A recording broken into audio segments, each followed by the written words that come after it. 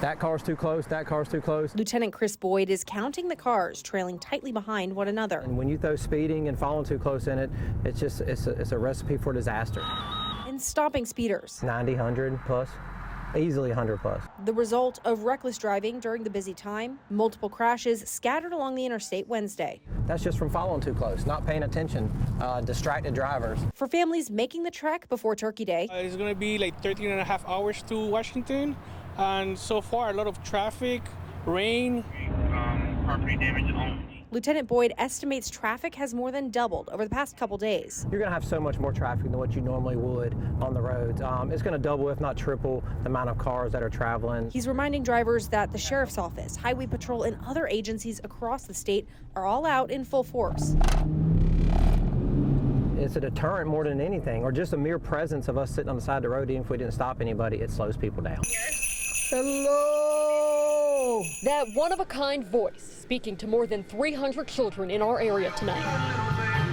Ho, ho, ho! Ho, ho, ho, ho! Merry Christmas! Santa's sleigh touching down in Wake Forest Thursday night. Town officials kind enough to lend him some space at Joyner Park Community Center and Town Hall, so Santa could spread Christmas cheer. And what would you like Santa Claus to bring you this year? With so many calls. Hello, this is Elf Katie. Santa brought phone operators straight from the North Pole with him. My name is Sugar Plum Fairy. Just like Santa, these operators do this for free. But I've done it quite a few times. What do you love about this, being a North Pole operator? Oh gosh, the Christmas spirit, the magic through the children's eyes is just amazing.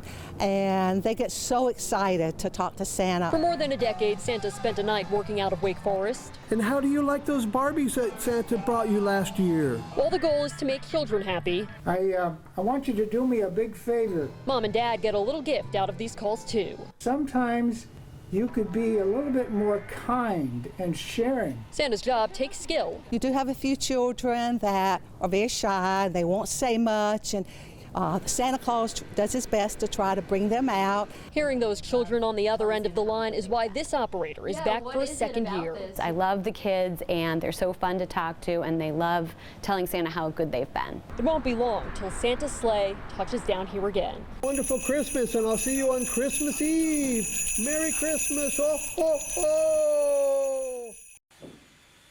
These are the essentials. So we have toothbrushes, toothpaste, and floss. Everyday items. Deodorant, hand sanitizer, body lotion. That Sharnetta Harrell knows can be costly. I don't know about you, but when I go to Target and I re-up on my personal supplies, it's well over $100 or $150. And so if I'm a woman and if I'm in crisis, $150 can really make or break someone. It's why Harrell, a Shaw University alum, decided to start the No Woman, No Girl initiative in 2021. So as a social worker during COVID-19, during the height of the global pandemic, I really kind of saw the need to begin something new to the area. While working to provide everything from sanitary napkins and pads to body wash, the organization also helps connect women and families across Wake County who are in need to different resources. Women and children who may fall below the poverty line, they can't access it because they can't afford it. No Woman, No Girl has helped over 1,400 families so far this year. And as the need continues to grow, Harrell says they needed more space. Our organization actually started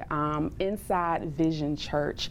We were operating out of 300 square feet for 2 years. This 1,700 square foot office on National Drive in Raleigh will be home to the new Family Distribution Center / headquarters. Friday evening, Harrell, along with volunteers, worked to get the space ready for Saturday's grand opening. This is about women, girls, and families not having access to what they need to survive, to go to school, to maintain jobs. Jolene Donbeck's flashy outfit isn't a fashion statement, but a safety one. Yeah, you really have to be careful being a pedestrian out here in downtown. She says she wouldn't feel safe crossing here at North Harrison Avenue and Hillsborough Street. It's not lit up at all. The same crosswalk where Cary police say 37-year-old Amy Delectry was crossing when a driver hit and killed her Monday evening, when Lori Mashinsky heard. Yeah, it's so sad, but it's like, when I found out, I was like, I'm kind of not surprised just because of the amount of cars going past. And I know there's a crosswalk, but there's no light there.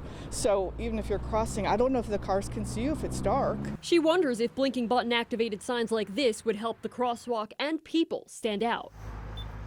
A Cary police spokesperson tells me the 82-year-old driver was distracted, and by the time he looked up and saw Delectry, it was too late to stop. Stephen Goodrich with Bike Walk NC wants traffic engineers to study improvements at the intersection. When you have a design like this, it's a trap for the drivers, it's a trap for the pedestrians, and I think we can do better. He says drivers may not be sure if someone's trying to cross or just waiting, and says even if a driver does stop. I've stopped before and had drivers pass me in the next lane because maybe they thought I was turning. As Cary grows, this is just one spot downtown people want to see changes. Goodrich and other neighbors want the city to restripe Walnut Street in an effort to slow cars down. A 6-year-old girl was hit and killed there last month. And so we need to think more about how do we make safe walking work at all times of day. Welcome to the red carpet, Fletcher Buchanan. An unforgettable experience. Until this week, we didn't know if he could come. And so seeing him get dressed up, seeing him feel special. Around 80 families came out to the church at Clayton Crossings for the night to shine, including Doreen Newton. She brought her son James, who was excited to take part. They don't get a lot of social opportunities, especially after they graduate from high school, and they love to spend time with their friends and dance. They like things that all kids and people like. Night to Shine is an annual worldwide event by the Tim Tebow Foundation, giving people 14 and older with special needs a chance to get the full prom experience. Everything from karaoke. All right, ladies and gentlemen, I'm looking for Greg K. Is he in here? To a photo booth. And of course, hitting the dance floor. These people have worked so hard, and you can tell the dedication and the time that they have taken to make this so special for all these people. I'm so thankful. And no prom night would be complete without a ride on a horse-drawn carriage. In Clayton, Harrison Grubb, CBS 17 News. Heavy rain and wind bearing down on Durham Tuesday afternoon, leaving a path of destruction in several neighborhoods. Wind was going sideways, and we saw the tree literally just start falling, and it was crazy. Chrissy Murray says it was followed by a bright flash of light, which she believes was a transformer blowing. I knew my house was right next door, so I was scared about that, oh my gosh, and it was a little bit panicky. And then it was, is my neighbor okay? Thankfully, she says no one was hurt. Across other parts of the city, especially around West Club Boulevard, more downed wires and trees, including this one that appears to have damaged a chimney.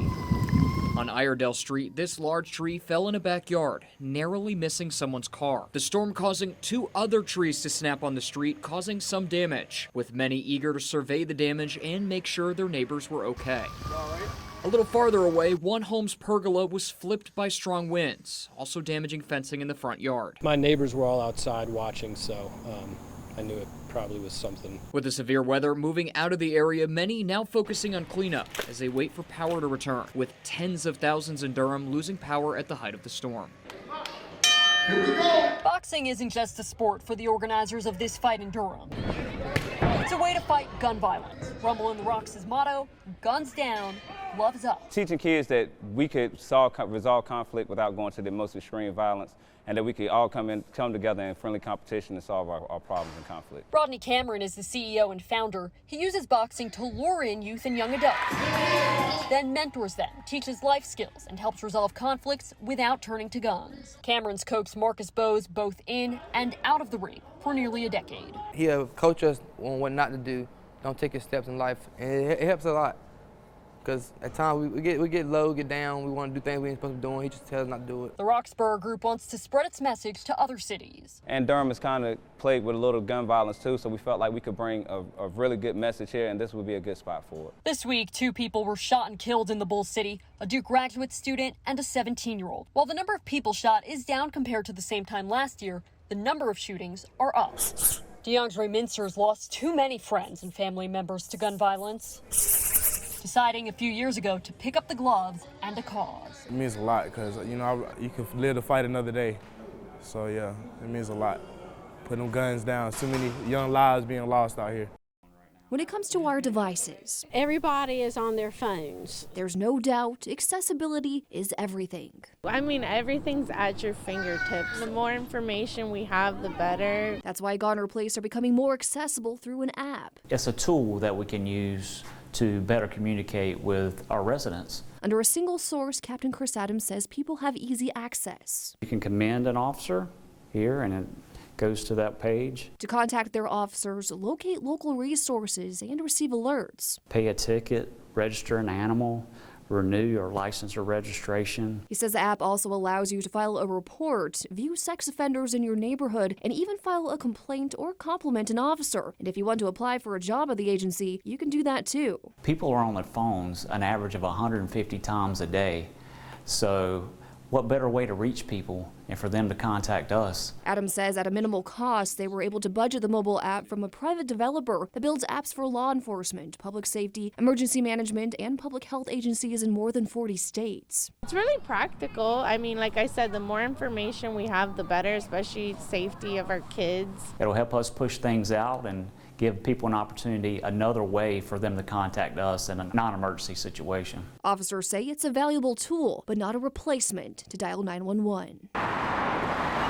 While many people may think cars zoom down their street, there's so many speeders. Chris Perelstein has a little more proof. So that is going to be our top speeder today, which was recorded at 71.5 miles an hour. He tracks speeds on Roxborough Street in downtown Durham and lets everyone, including local officials, know about it on his Reckless Roxborough X account. He says this rooftop camera system has a code that registers 2 shots of drivers going more than 24 miles per hour above the speed limit. The system automatically posts photos and speed to Reckless Roxborough. We wanted to test this system for ourselves, so we had Perelstein modify the code a little bit to register cars at slower speeds while our photojournalist drove down the street and I stood above here watching the computer screen register it.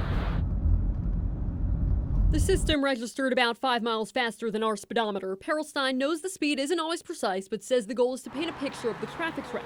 What I'd love to see out of this is really just safer streets by default. In Durham, Gilad Malamed, CBS 17 News. Seizing more than 2 pounds of fentanyl. It's awesome to be able to get it off the street, to know that that's going to save lives. Wendy Thomas lives in Sanford. 3 years ago, she tragically lost her son Matthew, saying he unknowingly took the powerful opioid.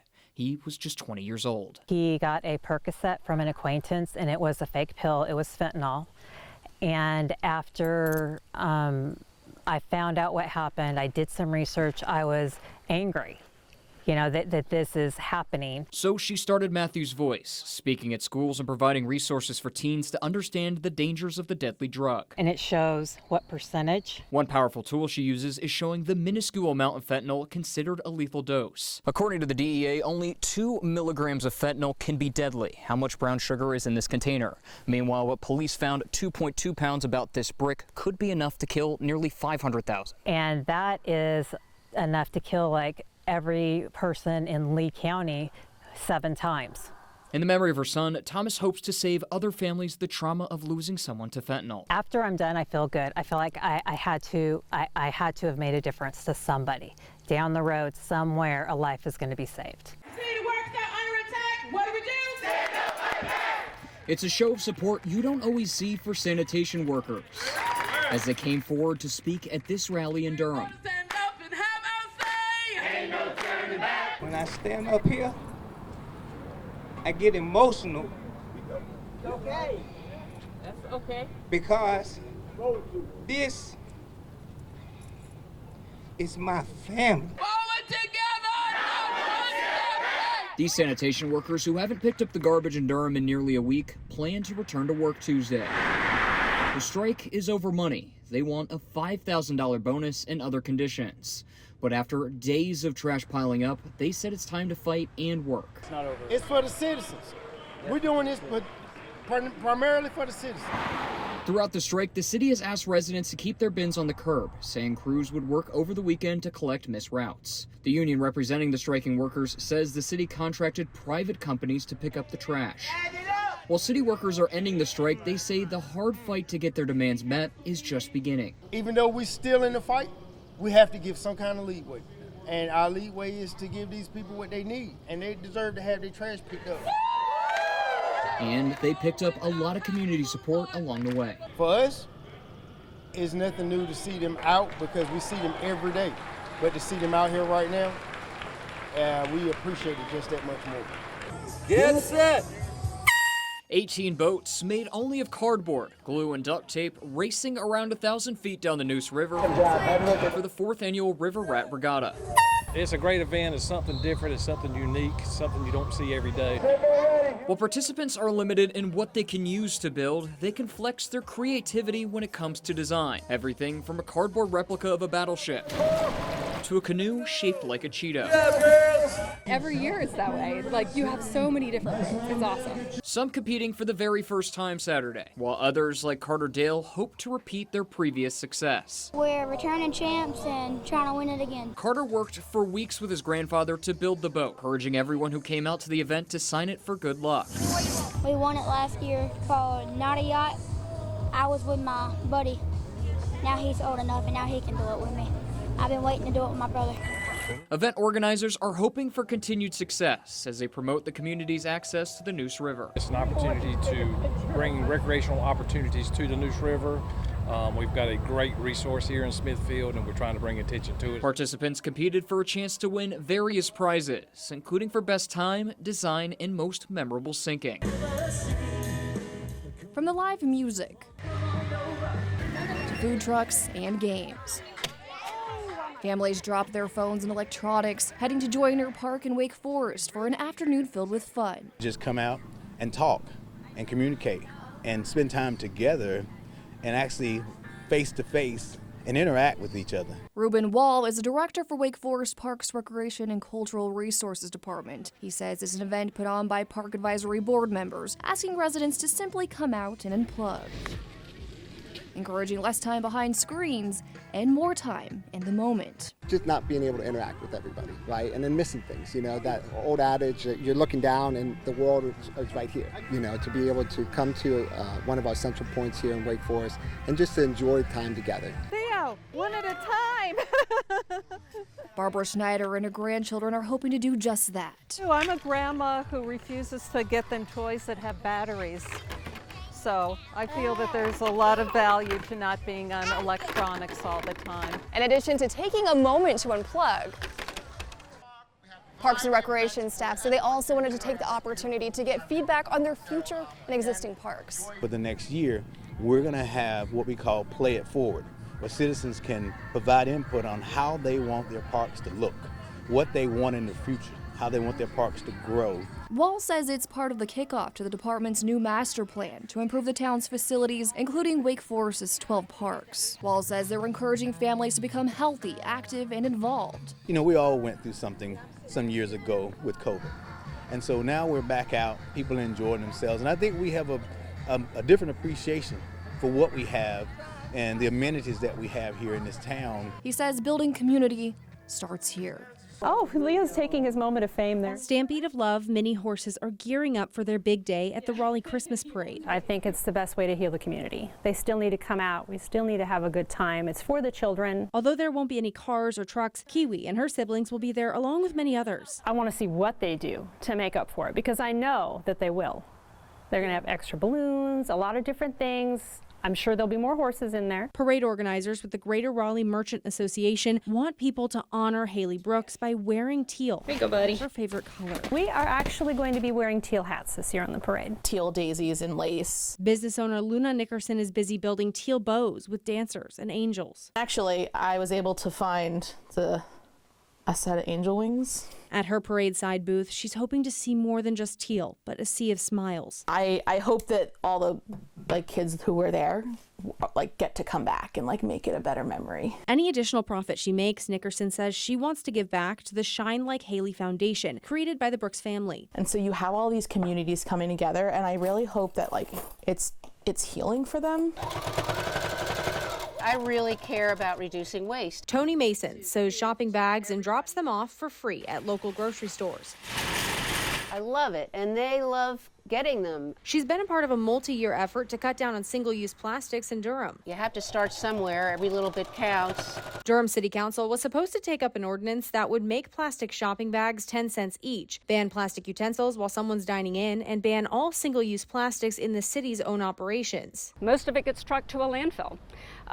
There are a lot of environmental and public health harms associated with living next to a landfill, and so we would like to reduce the impacts on those communities. However, a provision in the state budget bans bans cities from taking that action. It says municipalities can't restrict or tax people or force a fee for the use of auxiliary containers like bags. It also stops cities and towns from being able to regulate the use of shopping carts or fine businesses for carts that end up off their property. It's really important for cities to be able to take action to reduce waste in their communities because they have the primary responsibility for managing waste. Although municipalities will most likely not be able to put their own ordinances in place prohibiting single-use items, that doesn't stop private businesses from cutting their own waste. They can create incentive programs to encourage businesses to take voluntary measures. And it's certainly not stopping Mason's sewing needle. I'm just going to keep doing what I'm doing and talking to people about it. One dose, you throw the pen away, and it's once In the past 3 years, demand has exploded for weight loss drugs. It has gone up exponentially. While medication Ozempic is only offered to diabetics, closely related drugs like Wegovy are more widely available to overweight patients. Dr. Wickham Simons calls the drugs a game changer, helping hundreds of patients in his practice. And the results are dramatic. I've never, in 19 years of practice, seen anything like this. The shots come at a pretty penny out of pocket. Essentially the price of a very nice mortgage. I mean, it's about $1,500 a month. The number of state employees using weight loss drugs for non-diabetic purposes spiked by more than 730% in just 2 years. With more than 23,000 state employees currently covered using the weight loss drugs, it's costing the state health plan more money than any other prescription. I'm sympathetic to my patients who need the medicine. I'm also sympathetic, for example, to the state treasurer or insurance company administrators who have to foot the cost of the medicine. You've lost 18 pounds. State health plan staff estimates the cost of keeping up the weight loss drug coverage would essentially double everyone's state health plan premiums, not just weight loss medication users. That's why State Treasurer Dale Folwell wants the state health plan to nix Wegovy and Saxenda until their manufacturers reduce prices, which he says are inflated for U.S. customers. My patients are going to be really upset about it because a lot of them have been very successful with it, and so they're going to have to make that choice, and a lot of them don't have the financial means to do it. Cheers and celebration as Wilson's Miracle League played their first inning at the new Miracle Field in Gillette Park, giving people with disabilities an opportunity to have fun in America's favorite pastime. This is amazing. This is a miracle. The field is named in memory of 5-year-old Cannon Hinnant, who was shot and killed while playing in his front yard in 2020. His family was very influential in raising money for this Miracle Field. You can always turn a tragedy into something special. It's been hard for us, but with the support from Wilson County, from all over the world, we were able to get through it, and we can't thank everybody enough. The public raising more than $1 million. With painted-on plates and sand-based turf, the Miracle Field is designed to accommodate wheelchairs and other mobility devices, allowing all kids to get into the swing of things and play a game of baseball. Kids like Jackson Whaley, whose family came to cheer him on. Great. It'll be really good to have an area where they can play and play safely and be able to play with their peers. Bringing the community closer together, as Cannon did with all the hearts he touched. He never met a stranger, and so that's kind of the theme out here. There'll be a lot of relationships and friendships made out here on these fields, folks that didn't know each other before. And so I think that really kind of feeds into naming it after him. It's been a busy week for Café Le Voiture. Anthony Cunningham is the owner of the downtown Rocky Mount restaurant, which opened its doors a few weeks ago. So far, it's like from Richmond, Virginia, from Norfolk, Virginia. They've been coming in. He says call-in orders have been coming from just about everywhere. I didn't know where so many people was coming from, but that's where the increase has been coming from. What he's referring to is this. Thousands of people are in Rocky Mount this weekend for the annual Down East Viking Football Classic. This is our bowl game. You know what I'm saying? This is how we kick it off, baby. This is how we kick the season off. This is our first homecoming before homecoming. We get to interact with alumni. They come out. Elizabeth City State University students, alumni, along with some Rocky Mount City leaders, gathered for a pep rally. Wherever we go, we carry ourselves with Viking pride, so people see that and they want to be a part of that. According to Mayor Sandy Robertson, the game plus the weekend events bring in more than 10,000 people. He estimates it has a $4 to $5 million economic impact. It means a lot for the city. A lot of times Rocky Mount gets bad publicity, but this is a positive. It's a positive impact on the community. A lot of people come here, they see their families, they see friends. We need more positive energy in Rocky Mount, and I think it's good economically. You know, dollars coming through Rocky Mount, boost up the economy. So I think it's a plus. With the Canes in the Eastern Conference Final for the first time since 2019. Kids of all ages hitting the ice in hopes of following in their footsteps. When I started, they were good, and then they got into their playoff streak, and then I kind of took it a little more seriously. Tristan Hanna is one of roughly 1,200 players part of the Polar Hurricanes House League, a number that's continued to grow. Oh, it's exploding. It's so much fun with these guys. Chet Ulrich is the youth hockey director and has seen the sport grow exponentially since the Canes moved from Hartford. In the past, he says Raleigh hockey occupied a single rink and small arena. Now the league has 5 locations across the triangle. We're doubling over the last 5 years. Coaches attribute some of that growth to the Hurricanes' success in recent years. The team has made the playoffs each season since failing to qualify in the 2017-18 season. I've noticed that when the Canes have good years, those years, birth years, you do see a swell in the ranks. And they've been a pretty good product the past few years, and it's exciting times.